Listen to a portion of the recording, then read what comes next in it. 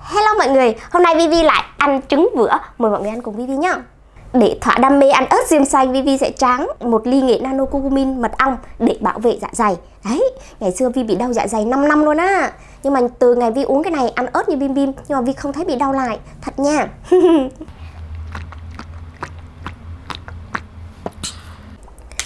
Wow, trứng vữa này to như con bò luôn. Ủa sao nó đặc dữ dằn vậy? Vữa dữ chưa? Cái này là vữa đặc á mọi người. Trời ơi, đi ăn trứng vữa mà được như này gọi là bốc trúng secret. Rất là nhiều người không mua về đặc béo đúng không? Xin mời Ngọc Hồ rưới lên cho em. Nhìn mấy trái ớt mà thấy đã.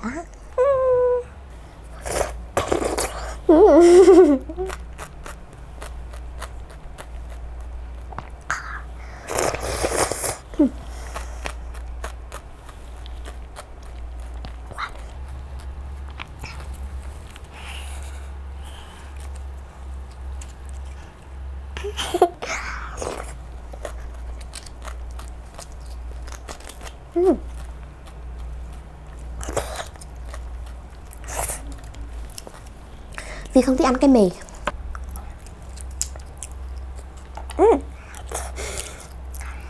Thật là bất ổn.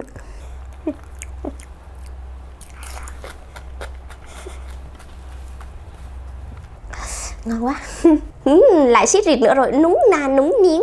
Chị Ngọc cũng hết tay rồi. Hiểu. Thêm ớt đi. Thêm á? Bụng bà Yến kêu.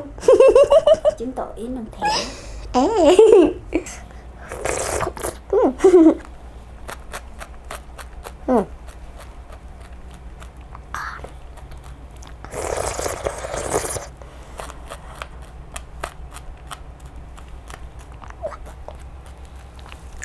Rồi ăn gọi là ăn cái này á với ớt xiêm xanh này nó hợp lắm luôn, gọi là tăng gấp đôi độ ngon đó. Thử đi.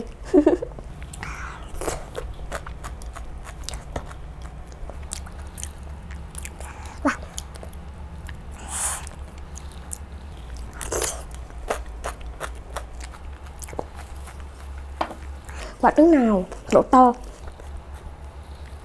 mút rụt, béo ngậy.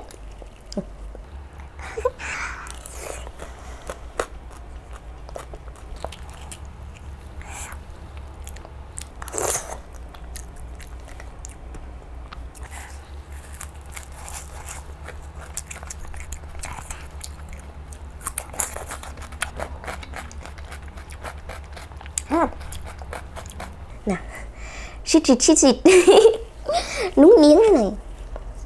Rồi là đi có canh lắm là mới săn được cái loại trứng này á mọi người.